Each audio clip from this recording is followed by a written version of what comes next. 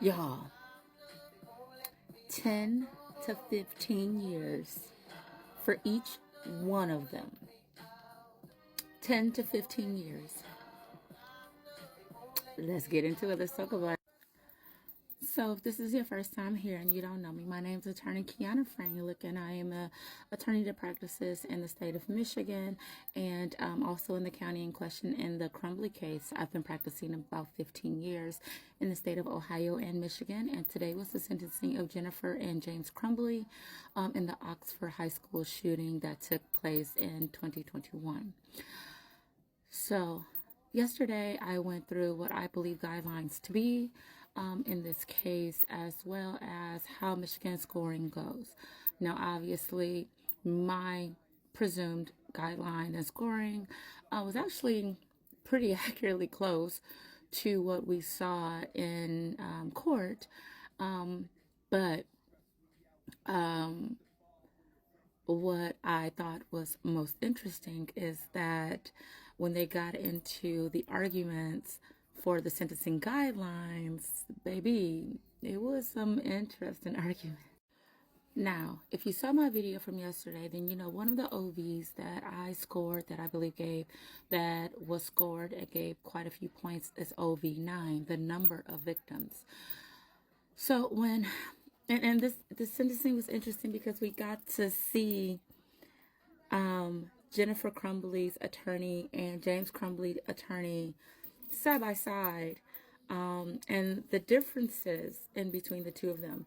So when Miss Crumbley's attorney started in regards to arguing about the number of victims from a case, number of victims in the case, I wasn't really quite sure what argument she was really trying to make. And the example she gave wasn't clear. I thought she was trying to say because there was only one negligent act, only one, it should be counted as one death. And then when Mr. Crumbley's attorney came in and began to speak, that is also where more so was clarified. That is exactly what she was saying. But that is not how the OVs are scored. And she did not have any case law, statute, nothing supporting her position. I mean, I get why she wanted to make the argument. However, even, and I'm a realist, I really am, when it comes to scoring, when it comes to giving my clients an idea of what the fuck is going to happen. If I'm not honest with you and we go into court and you get, fucking 5 years or some shit, and you thought you was getting probation, well, you're gonna look at me because I was trying to sugarcoat it, and that's not what's happening over here. So let me show you what I'm talking about. Now, if you guys recall yesterday, this is OV9, which comes down to the number of victims. So OV9, it literally is scored for all offenses except a controlled substance, okay? And if it's shaded, you don't take that into consideration. It's an older part of the statute, but it's still left there because if someone is picked up on an old offense that this would still apply to, then we still have the rule of law present. So now, if we go through it, score 100 points only in homicide cases. A homicide case is any case in which the death of a human being is the element of a crime, is a homicide. So whether it is manslaughter, voluntary, involuntary, whatever it may be, it is still considered a homicide because the death of a human being is the element, okay? So now, if you look, you don't see any exceptions for the number of acts that resulted in the number of victims being harmed. This solely ascertains the number of victims, okay? And because these were multiple deaths in a homicide case, 100 points absolutely should have been scored. That is not an argument I would have made. Again, we all have our own tactic. We all have our own positions, of how we do things, but that is not an argument I would have made, particularly without having any type of statutory or case law, whether it is a an unpublished case and just using it persuasively, or is it a published case and it has to be followed or differentiated in some way?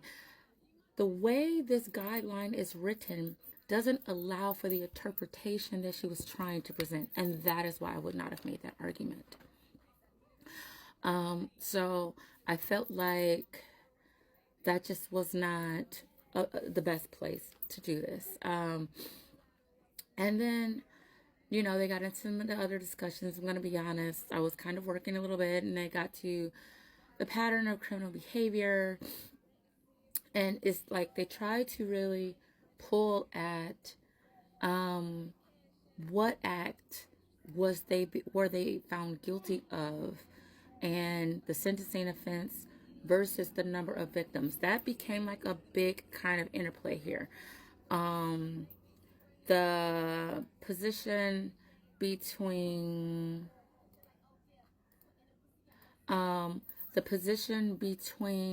whether or not how many acts is required. Like, do you have to have a victim per act? Does there have to be a victim per act? That's not how this is written, and that seems to be the guiding force in how some of their arguments were, in that, hey, they're only charged with one act of negligence, and even though multiple deaths occur, they should only be attributable to one. Make it make sense to me. Make it make sense to me. And then, so we get past scoring, and it's, to me, there seem like portions in which, and Mrs. Crumbley's attorney almost seemed to be attempting to relitigate certain issues that were found in trial. We can't relitigate certain findings of fact or evidence that was or was not admitted. Making arguments, like, I'm still stuck on why she was focusing so much on, you know, the fact that, well, in this particular case, it wasn't a warehouse. It was, you know, it was just a closed store. It wasn't an empty warehouse. It was a business. It wasn't a warehouse. Like, she was focusing on these things that they were already preserved in trial. So she didn't need to do it for an appellate basis. That's one thing. She didn't need to do it for an appellate basis. So I was really getting lost on that. And then we got to the allocution, which is where the defendant gets to speak and the attorney gets to speak as well on behalf of the defendant. And I'm sorry, Miss Crumbley just appeared quite disingenuous, because to get up there and say it was misunderstood what she meant when she said she would not change a thing. Ma'am, it was not. Because as we heard from all the time that they were sitting in jail, they had well over 2 years to think about all of the acts that occurred over time, repeatedly. If nothing else, I've had a number of clients tell me that when they're in custody, all they do is go over their discovery. All they do is go over their statements. All they do is go over these things. That is it.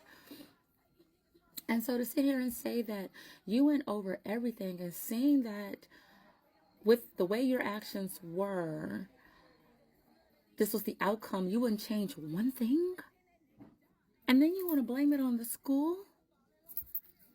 If we had known, if they had said, ma'am, this was not the place or the time. You better save that for your book. That's what you better save it for. And then Mr. Crumbley sounded even more disingenuous to get up there after he called himself a fucking martyr. You're right. They don't believe you. The people in the stands, the victims' families, no one believes you. You do not get up there and say you are a martyr for the death of children. The fuck? 10 to 15 years? Yeah. And do I think it's going to come? Are they going to appeal? Absolutely. Do I think it's going to get overturned on appeal? I don't think so. At all. They better sit down and do their time. I am interested in the communication aspect that has to be raised, I believe, in a week or so. But they did it.